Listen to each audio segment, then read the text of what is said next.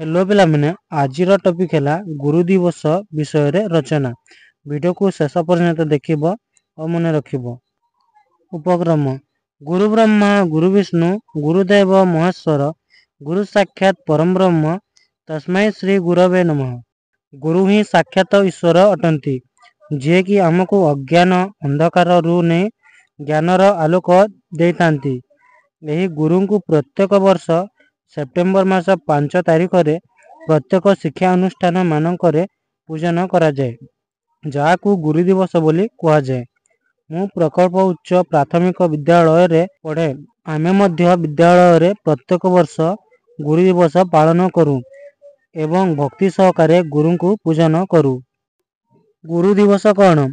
आम देशर भूतपूर्व राष्ट्रपति डॉक्टर सर्वपल्ली राधाकृष्णन को जन्म दिवस को प्रत्येक वर्ष गुरु दिवस रूपे पालन करा जाए, कारण से शिक्षक जाति को खूब श्रद्धा करुथिले एवं से मध्य जड़े अध्यापक थिले।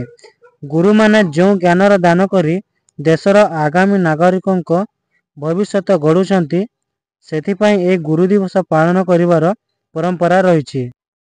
आम विद्यालय रे गुरु दिवस पालन सेप्टेम्बर 5 तारिख दिन सकाळे आमे सबु छात्र छात्री विद्यालय रे उपस्थित होइथाउ। समस्त गुरु को जाई सादर निमंत्रण करी विद्यालय को आणु। फूल और चंदन दे गुरु को पूजन करू। या परे गोटे सभार आयोजन करा जाए।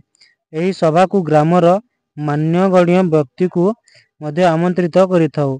से माने गुरु दिवस महत्व विषय रे हमकु कहंती। आमे मध्य सबु पिला गुरुं को गुणगान करू। गुरुं को पाई उपहार आनी मध्य देथाउ। गुरु माने मध्य उपदेश दियंती। सभार समाप्ति परे आमे भोजीर आयोजन करू। गुरु मानकु निमंत्रण करी भोजी करबाकू देथाउ। गुरु माने आमकु आशीर्वाद करंती। या परे आमे सबु घर को फेरी आसु। शेष कथा, गुरु दिवस एक पवित्र दिवस अटे। एही दिवस आमकु गुरु मानकु भक्ति मर्यादा तथा सम्मान देवाकू प्रेरणा प्रदान करे।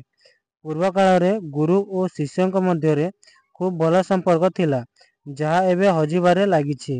एही दिवस गुरु और छात्रों मध्य रे उत्तम संपर्क रक्षा पाई यह उत्साह दिए। गुरु दिवस एक महान दिवस अटे। आम विद्यालय रे गुरु दिवस खूब भावरे पालन करा जाए। आमे समस्ते आम गुरु मानकु बहुत भक्ति करू।